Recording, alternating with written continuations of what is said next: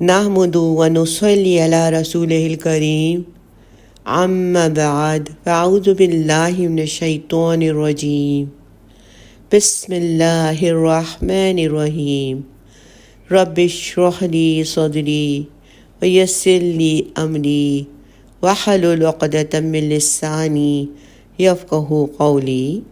آئیے دوسرے رکوع کا آغاز کرتے ہیں، جس پہ مشہور واقعہ افک کے بارے میں ہے، جس پہ منافقوں کے سردار عبداللہ بن ابی نے حضرت عائشہ رضی اللہ تعالیٰ عنہا ام المومنین کے خلاف بہتان لگائے۔ اللہ سبحانہ تعالیٰ نے حضرت عائشہ رضی اللہ تعالیٰ عنہا کی برات میں یہ آیات نازل فرما کر آپ رضی اللہ تعالیٰ عنہا کی پاک دامنی اور پاک بازی پر گواہی دی۔ آیت نمبر 11،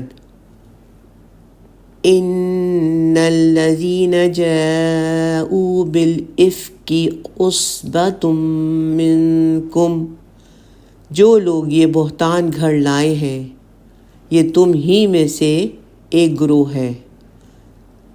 لا تحسبوہ شرا لکم بل ہوا خیر لکم، اسے تم اپنے لیے برا نہ سمجھو بلکہ یہ تمہارے لیے خیر ہی ہے۔ یہ واقعہ گویا اللہ تعالیٰ کے بہت سے احکام اور قوانین کے نزول کا ذریعہ بن گیا۔ اسی کی وجہ سے امت کو شریعت کے اہم امور کی تعلیم دی جائے گی۔ اس واقعے کا خلاصہ کچھ یوں ہے۔ 6 ہجری میں رسول صلی اللہ علیہ وسلم غزوہ بنی مصطلق کے لیے رابغ تشریف لے گئے، جو مدینہ منورہ اور جدہ کے درمیان واقع ہے۔ اس سفر میں حضرت عائشہ رضی اللہ تعالیٰ عنہا آپ صلی اللہ علیہ وسلم کے ہمراہ تھیں۔ آپ ایک علیحدہ کجاوے میں سفر کرتی تھیں۔ واپسی کے سفر کے دوران ایک جگہ جب قافلے کا پڑاؤ تھا، آپ رضی اللہ تعالیٰ عنہا صبح اندھیرے قضائے حاجت کے لیے گئیں۔ واپسی پر آپ رضی اللہ تعالیٰ عنہا کا ہار کہیں گر گیا اور اس کی تلاش میں آپ رضی اللہ تعالیٰ عنہا کو اتنی دیر ہو گئی کہ قافلے کے کوچ کا وقت ہو گیا۔ جن لوگوں کو آپ رضی اللہ تعالیٰ عنہا کا ہوج اونٹ پر باندھنے اور اتارنے کی ذمہ داری دی گئی تھی، انہوں نے ہوج اٹھا کر اونٹ پر باندھ دیا۔ آپ رضی اللہ تعالیٰ چونکہ بہت دبلی پتلی تھیں، آپ سمیت ہوج کا وزن بہت زیادہ نہیں ہوتا تھا، اس لیے اٹھاتے ہوئے وہ لوگ یہ اندازہ نہ کر سکے کہ ہوج خالی ہے اور آپ رضی اللہ تعالیٰ عنہا اس میں موجود نہیں ہے۔ بہرحال جب آپ رضی اللہ تعالیٰ عنہا پڑاؤ کی جگہ پر واپس آئیں تو قافلہ کوچ کر چکا تھا۔ واپس آ کر آپ رضی اللہ تعالیٰ عنہا نے سوچا کہ اگر پیدل قافلے کے پیچھے جانے کی کوشش کروں گی تو نہ جانے رات کے اندھیرے میں راستہ بھٹک کر کس طرف چلی جاؤں گی، اس لیے بہتر ہے کہ اسی جگہ پر بیٹھی رہوں۔ جب لوگوں کو میرے بارے میں پتہ چلے گا کہ میں موجود نہیں ہوں تو وہ مجھے تلاش کرتے ہوئے واپس اس جگہ پہنچ جائیں گے۔ چنانچہ آپ رضی اللہ تعالیٰ عنہا وہیں بیٹھ گئیں۔ بیٹھے بیٹھے آپ کو نیند آ گئی اور آپ وہیں زمین پر سو گئیں۔ اس زمانے میں عام طور پر سفر کے دوران ایک شخص قافلے کے پیچھے پیچھے سفر کرتا تھا تاکہ بیماری وغیرہ کی وجہ سے اگر کوئی ساتھی پیچھے رہ گیا ہو تو اس کی مدد کرے یا قافلے کی کوئی گری پڑی چیز اٹھا لے۔ اس سفر کے دوران اس ذمہ داری پر حضرت صفوان بن معطل رضی اللہ تعالیٰ عنہ مامور تھے۔ وہ اجالے کے وقت قافلے کے پڑاؤ کی جگہ پر پہنچے تو دور انہیں ایک گٹھری سی پڑی دکھائی دی۔ قریب آئے تو ام المؤمنین رضی اللہ عنہا کو زمین پر پڑے پایا۔ نیند کے دوران آپ رضی اللہ تعالیٰ عنہا کا چہرہ کھل گیا تھا اور حجاب کا حکم نازل ہونے سے پہلے چونکہ انہوں نے آپ رضی اللہ تعالیٰ عنہ کو دیکھا تھا اس لیے پہچان گئے۔ حجاب کا حکم سورۃ الاحزاب میں ہے، جو 1 سال پہلے 5 ہجری میں نازل ہو چکی تھی۔ اس سے پہلے خواتین حجاب نہیں کیا کرتی تھیں۔ حضرت صفوان رضی اللہ تعالیٰ عنہ نے آپ رضی اللہ تعالیٰ عنہ کو دیکھ کر اونچی آواز میں ان للہ و انا الیہ راجعون پڑھا۔ یہ سن کر آپ رضی اللہ تعالیٰ عنہ کی آنکھ کھل گئی۔ انہوں نے آپ کے سامنے اپنا اونٹ بٹھا دیا۔ آپ رضی اللہ تعالیٰ عنہ خاموشی سے سوار ہو گئی اور وہ نکیل پکڑے آگے آگے چلتے رہے۔ جب وہ آپ رضی اللہ تعالیٰ عنہ کو لے کر قافلے پر پہنچے تو عبداللہ بن ابی نے شور مچانا شروع کر دیا اور ان پر بہتان لگانے لگا۔ اس نے کہا کہ خدا کی قسم تمہاری نبی کی بیوی بچ کر نہیں آئی، معاذ اللہ۔ باقی منافقین نے بھی اس کی ہاں میں ہاں ملائی اور یوں یہ بے سروپا بات بڑھتے بڑھتے ایک طوفان کا روپ اختیار کر گئی۔ منافقین کی اس سازش سے بعد بہت سے مخلص مسلمان بھی متاثر ہوئے اور انہوں نے بھی ان کے ساتھ ہاں میں ہاں ملائی۔ پھر اللہ تعالیٰ نے حضرت عائشہ رضی اللہ تعالیٰ عنہ کی بارات میں یہ آیات نازل فرمائی کہ آپ رضی اللہ تعالیٰ کی پاک دامنی اور پاک بازی پر گواہی دی تو تب جا کر یہ معاملہ ختم ہوا۔ یہ واقعہ تاریخ اسلام میں واقعہ افک کے نام سے مشہور ہے۔ اگلی آیت ہے لِكُلِّ امْرِئٍ مِّنْهُمْ مَا اكْتَسَبَ مِنَ الْإِثْمِ، ان میں سے ہر شخص کے لیے وہی ہے جو گناہ اس نے کمایا۔ جس کسی کا جتنا حصہ اس طوفان کے اٹھانے میں ہے اس کو اسی قدر اس کا بدلہ ملے گا۔ وَالَّذِي تَوَلَّى كِبْرَهُ مِنْهُمْ لَهُ عَذَابٌ عَظِيمٌ، اور ان میں سے جس نے اس کا بڑا بوجھ اپنے سر لیا ہے اس کے لیے تو بہت بڑا عذاب ہے۔ اس سے مراد عبداللہ بن ابی ہے جو اس بہتان کے باندھنے میں اور اس کو پھیلانے میں پیش تھا۔ اللہ سبحانہ تعالیٰ نے نبی کریم اور حضرت ابو بکر صدیق رضی اللہ تعالیٰ عنہ اور دیگر صحابہ کرام کو تسلی دیتے ہوئے کہا کہ جن لوگوں نے اس بہتان میں منافقوں کے سردار کے ساتھ حصہ لیا ہے وہ مسلمانوں میں سے ہی ہیں، اور اس بہتان تراشی سے اگرچہ تمہیں شدید تکلیف پہنچی ہے لیکن انجام کے اعتبار سے اس سے تمہیں بھلائی ہی پہنچی ہے۔ وہ اس طرح کہ تم لوگوں نے جس صبر کے ساتھ اسے جھیلا اس پر تمہیں بہت بڑا اجر ملے گا۔ دوسرا بڑا فائدہ یہ ہے کہ حضرت عائشہ صدیقہ رضی اللہ تعالیٰ عنہا کی برات اللہ تعالیٰ نے 7 آسمان کے اوپر سے قرآن کریم میں نازل فرما دی اور رہتی دنیا تک کے لیے ان کی عفت اور پاک دامنی مسلمانوں کے دل اور دماغ پر ثبت ہو گئی، اور عام مسلمانوں کے لیے اس حکم نے اللہ تعالیٰ کی شریعت بن کر ہمیشہ کے لیے جگہ لے لی۔ جب اللہ سبحانہ تعالیٰ نے حضرت عائشہ رضی اللہ تعالیٰ عنہا کی پاک دامنی کی آیات نازل فرمائیں تو مدینے کے سوگوار ماحول میں خوشیوں کی لہر دوڑ گئی۔ سبحان اللہ۔ کیونکہ مدینہ شریف آنے کے بعد یہ خبر چاروں طرف پھیل گئی۔ رسول اللہ صلی اللہ علیہ وسلم، اہل بیت، صحابہ کرام سب کے گھروں میں شدید اضطراب اور پریشانی آ گئی تھی۔ خود رسول صلی اللہ علیہ وسلم، حضرت عائشہ رضی اللہ تعالیٰ عنہا اور حضرت ابو بکر صدیق رضی اللہ تعالیٰ عنہ بہت زیادہ ملول خاطر ہو گئے تھے، بہت پریشان تھے، اور حضرت عائشہ رضی اللہ تعالیٰ عنہا کا تو رو رو کے برا حال ہو گیا تھا، لیکن اپنی بے گناہی میں وہ کچھ ثابت نہیں کر پا رہی تھیں۔ جب یہ آیات نازل ہوئیں تو پورے مدینہ شریف میں خوشیوں کی لہر دوڑ گئی۔ سبحان اللہ۔ آیت نمبر 12، لولا اذ سمعتموہ ظن المؤمنون والمؤمنات بانفسہم خیرا، ایسا کیوں نہ ہوا کہ جب تم لوگوں نے یہ بات سنی تو مومن مرد اور مومن عورتیں اپنے بارے میں اچھا گمان کرتے۔ وَقَالُوا هَذَا إِفْكٌ مُبِينٌ، اور کہہ دیتے کہ یہ تو ایک کھلا بہتان ہے۔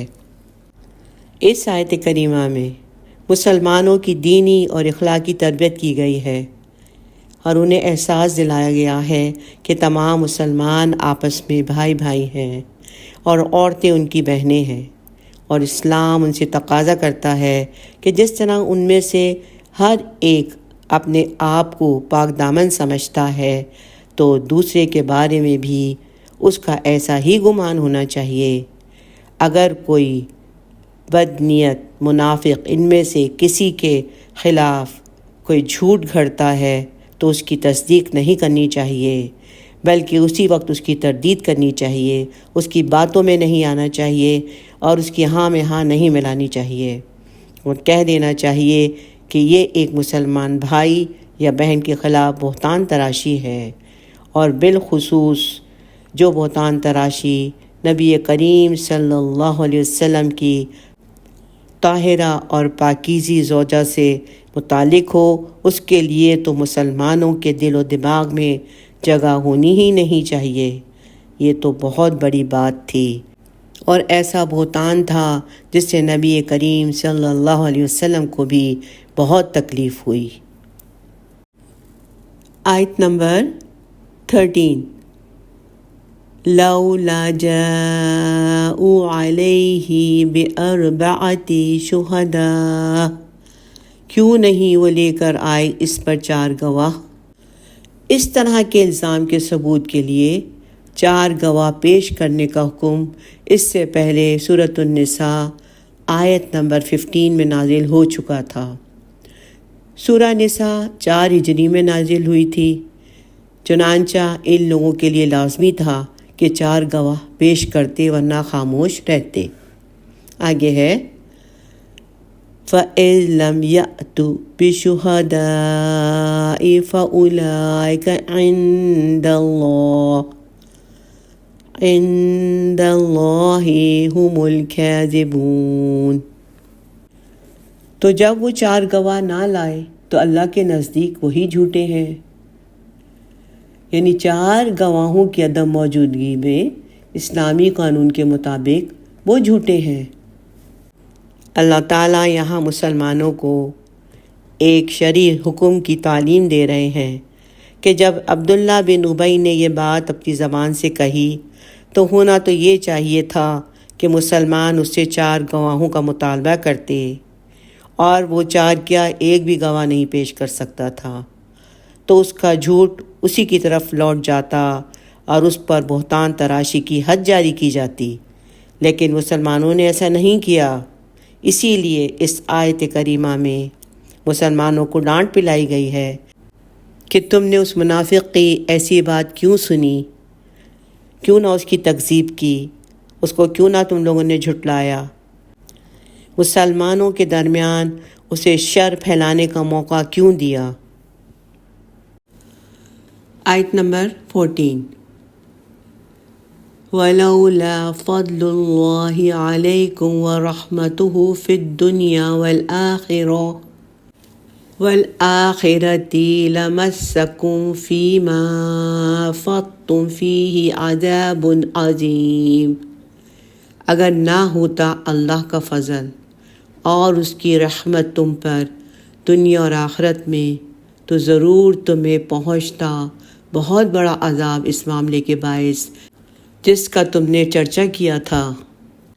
اس آیت میں بھی اللہ تعالیٰ کی طرف سے ڈانٹ کے انداز میں بتایا جا رہا ہے اور اللہ اپنا احسان بتا رہے ہیں کہ اللہ تعالیٰ نے ان پر احسان کیا، اللہ نے محض اپنے فضل اور کرم سے تم سب کو درگزر کر دیا، ورنہ جیسی غلطی تم لوگوں نے کی تھی اللہ کا شدید عذاب تم پر نازل ہونا چاہیے تھا۔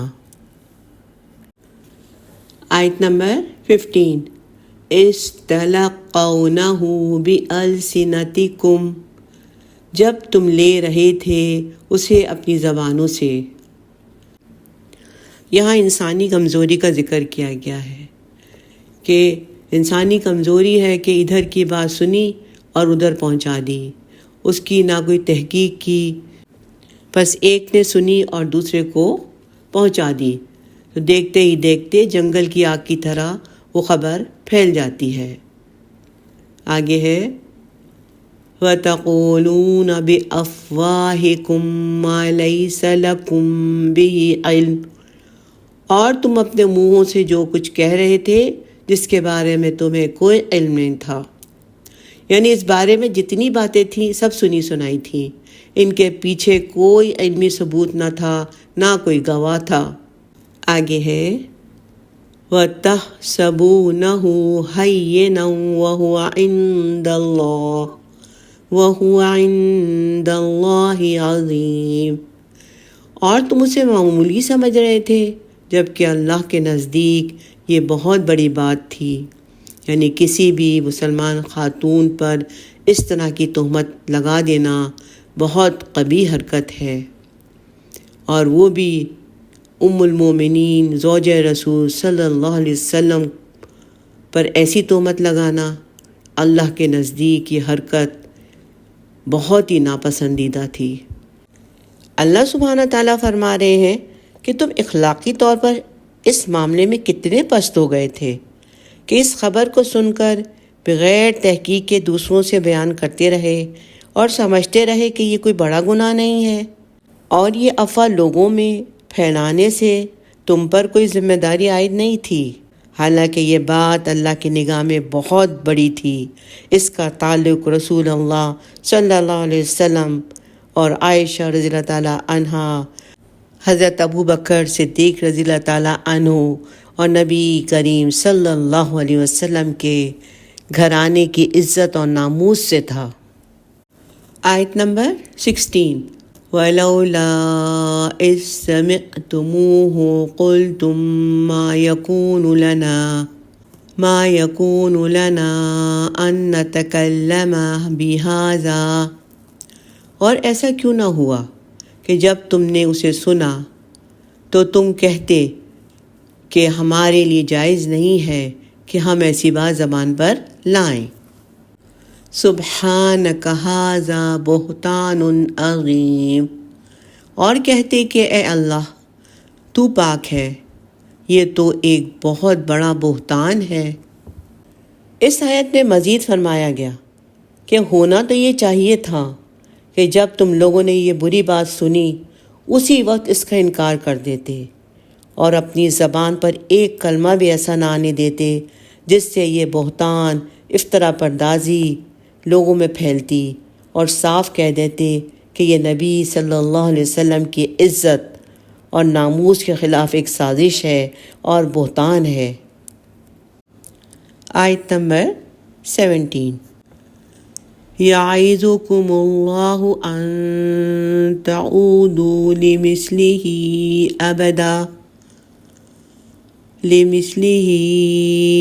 ابدا ان کنتم مؤمنین، اللہ تمہیں نصیحت کرتا ہے کہ تم دوبارہ کبھی بھی ایسی کوئی حرکت مت کرنا اگر تم مؤمن ہو۔ اگلی آیت وَيُبَيِّنُ اللَّهُ لَكُمُ الْآيَاتِ وَاللَّهُ عَلِيمٌ حَكِيمٌ، اور اللہ تمہارے لیے اپنی آیات کو واضح کر رہا ہے، اللہ سب کچھ جاننے والا، بہت حکمت والا ہے۔ ان دونوں آیتوں میں ان مسلمانوں کو نصیحت کی گئی ہے جن سے یہ گناہ سرزد ہوا تھا کہ اگر تم لوگ مخلص مسلمان ہوگے تو جب تک زندہ رہو دوبارہ کسی مسلمان مرد یا عورت کے بارے میں ایسے گناہ کا ارتکاب نہیں کرو گے۔ یہ صرف ان مسلمانوں کے لیے نصیحت نہیں ہے، بلکہ یہ تمام مسلمانوں کے لیے نصیحت ہے کہ کسی بے گناہ پر الزام لگانا بہت غلط بات ہے، اور جب تک تحقیق نہ ہو اس پر یقین نہیں کرنا چاہیے۔ ایسی باتوں کو آگے پھیلانے سے گریز کرنا چاہیے۔ اللہ سبحانہ تعالیٰ نے شرعی احکامات اور اسلامی آداب بیان کر دیے ہیں تاکہ تمام مسلمان، تمام لوگ نصیحت حاصل کریں اور اپنی انفرادی اور اجتماعی زندگی اسلامی اخلاق اور آداب کے مطابق گزاریں۔ آیت نمبر 19۔ ان الذين يحبون ان تشيع الفاحشة في الذين آمنوا لهم عذاب أليم في الدنيا والآخرة والله يعلم وأنتم لا تعلمون۔ بے شک جو لوگ چاہتے ہیں کہ اہل ایمان میں بے حیائی کا چرچا ہو، ان کے لیے دنیا اور آخرت میں دردناک عذاب ہے، اور اللہ خوب جانتا ہے۔ اس آیت میں بھی مسلمانوں کو ایک اخلاقی تعلیم دی گئی ہے کہ مسلم سوسائٹی میں اگر ایک شخص کوئی بری بات سنے تو اس کا فرض ہے کہ اسے لوگوں سے بیان نہ کرے، اس لیے کہ اس سے کمزور ایمان والوں اور منافقوں کو مسلم سوسائٹی میں برائی پھیلانے کا موقع ملتا ہے۔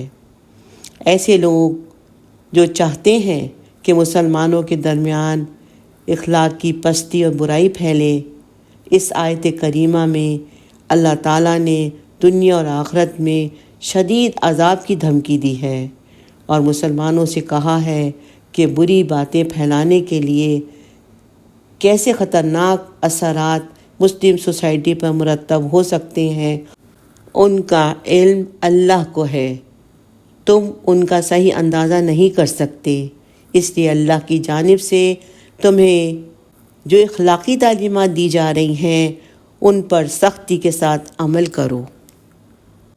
آج کل مختلف حربوں سے بے حیائی معاشرے میں عام ہو رہی ہے، اور جو لوگ یہ پھیلا رہے ہیں تو اللہ کا یہ قانون کہ جو لوگ چاہتے ہیں کہ اہل ایمان میں بے حیائی کا چرچا ہو، ان کے لیے دنیا اور آخرت میں دردناک عذاب ہے، ان پر بھی لاگو ہوتا ہے۔ یاد رکھیے، اللہ سبحانہ تعالیٰ فحش کلامی سے، بے حیائی سے، جسموں کی نمائش سے اور ان کی تشہیر کرنے سے، ان سب چیزوں سے نفرت کرتا ہے۔ رسول اللہ صلی اللہ علیہ وسلم نے فرمایا، اللہ بے حیائی پسند نہیں کرتا، بے حیا سے اور بے حیائی کی تلاش کرنے والے سے بغض رکھتا ہے، اور قیامت اس وقت تک قائم نہیں ہوگی جب تک ہر طرف فحش اور فحش گوئی عام نہ ہوگی، استغفر اللہ، اور اسی طرح باتوں میں بھی فحش باتیں یا فحش موضوعات پر باتیں، یہ بھی اللہ کو ناپسند ہے۔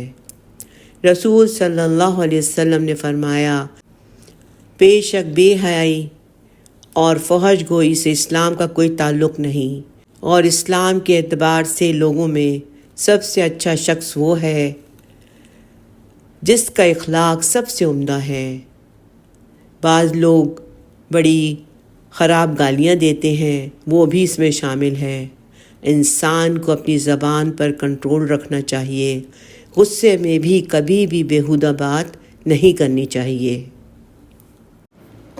آیت نمبر 20۔ وَلَوْلَا فَضْلُ اللَّهِ عَلَيْكُمْ وَرَحْمَتُهُ وَأَنَّ اللَّهَ رَءُوفٌ رَحِيمٌ۔ اور اگر اللہ کا فضل اور اس کی رحمت تم لوگوں پر نہ ہوتی، اور یہ کہ یقیناً اللہ بہت مہربان، نہایت رحم کرنے والا ہے۔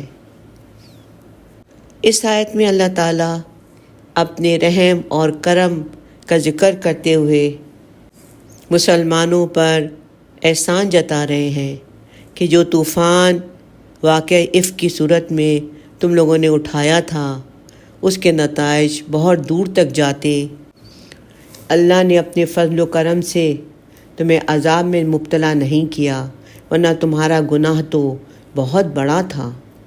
یہ اللہ کا کرم ہے، یہ اس کا فضل ہے۔ یہاں پر اللہ تعالیٰ مسلمانوں کو اپنے احسان کے بارے میں بتا رہے ہیں جو انہوں نے مسلمانوں پہ کیا۔ یہاں اس رکوع کا اختتام ہوا۔ الحمدللہ۔ ربنا تقبل منا انك انت السميع العليم ربنا لا تؤاخذنا ان نسينا او اخطأنا آمین۔ سبحانک اللہم وبحمدک نشہد ان لا الہ الا انت نستغفرک ونتوب الیک۔ السلام علیکم ورحمۃ اللہ وبرکاتہ۔